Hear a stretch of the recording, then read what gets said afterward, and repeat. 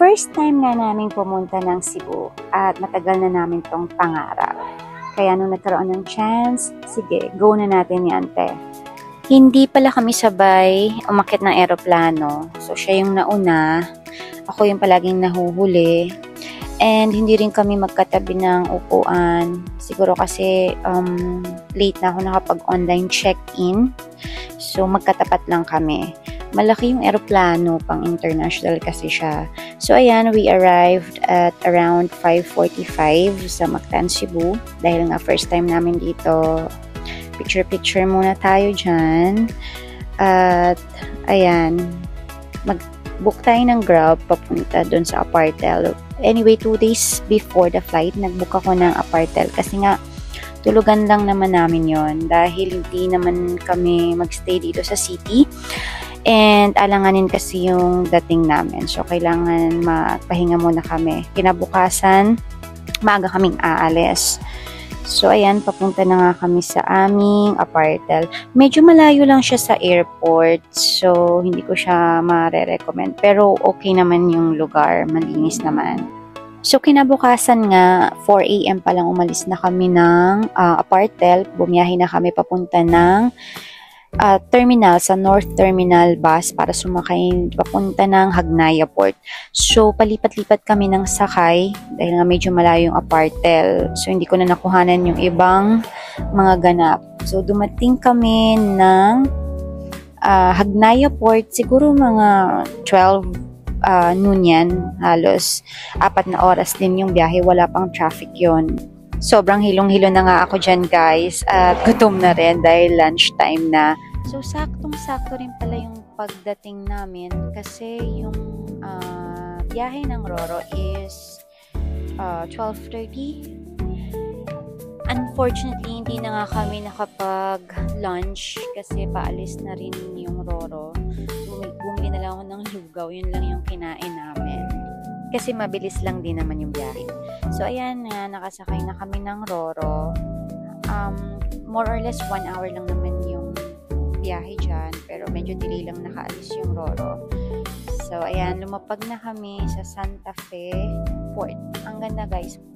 Port pa lang nila. Ang ganda na. So, ayan, sumakay kami ng tricycle papunta sa aming resort sa Candugya. Ang ganda ng resort nila, sobrang tahimik lang. As in, marerelax ka. Parang kami lang yung guest, pero may iba pang guest dyan.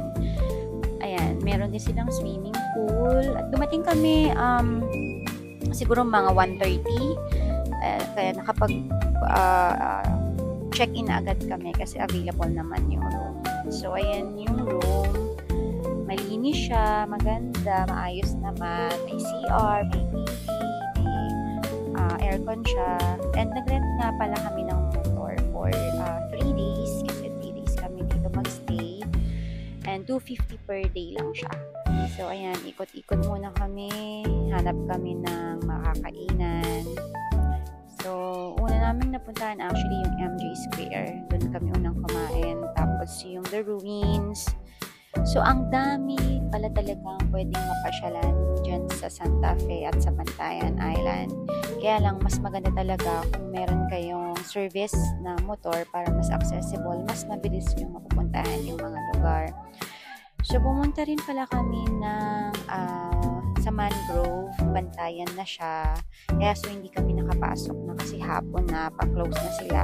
So, kinabukasan, maaga pa lang, pumunta na kami ng Mangrove. Yan, sa Camp Sawi, nagpakain ng isda. Tapos, andyan din yung Camp Pugi. So, ayan, pumunta kami ng Sandira kaso medyo madaming anood kasi nga habagat season.